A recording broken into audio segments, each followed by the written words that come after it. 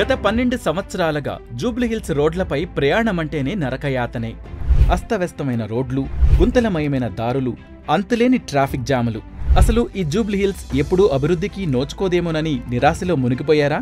పేరుకే జూబ్లీహిల్స్, కానీ village roads కంటే ఘోరం. కానీ ఒక్క నిర్ణయం మనిషి జీవితాన్నే మారుస్తుందన్నట్లు ప్రజాస్వామ్యంలో అభివృద్ధికి మించిన ప్రాధాన్యత లేదని జూబ్లీహిల్స్ ప్రజలు అక్షరాలా నిరూపించారు. దాదాపుగా నాకు తెలిసి 34 సంవత్సరాల నుంచి మనకు ఈ ఏరియా మొత్తాన్ని ఎన్నో కాలనీస్ లో డెవలప్మెంట్, బస్తీ డెవలప్మెంట్, ప్రతి ఇంటికి వాళ్ళకి పరిచయం ఉందప్పా. అపార్ట్ ఫ్రమ్ ద పొలిటికల్, వాళ్ళకు ప్రతి ఇంటితో పరిచయం ఉంది. సో అదే వాళ్ళకు బలం. అది నిన్నటి అస్తవ్యస్త జూబ్లీహిల్స్ నేడు అభివృద్ధి పదంలో వేగంగా పరుగులు తీయాలని ఆశిస్తున్నారు. రాబోయే రోజుల్లో గుంతలు లేని రోడ్లు, మరమ్మతులకి ఆస్కారం లేని సుందరమైన జూబ్లీహిల్స్ ను మనం చూడబోతున్నాం.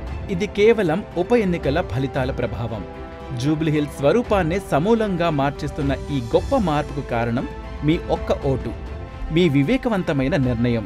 జూబ్లీహిల్స్ ప్రజలు తీసుకున్న ఈ చారిత్రాత్మక నిర్ణయానికి ఈ ఉప ఎన్నికల ఫలితాలే నిదర్శనం. జూబ్లీహిల్స్ లో ఇక కొత్త శకం మొదలు కానుంది.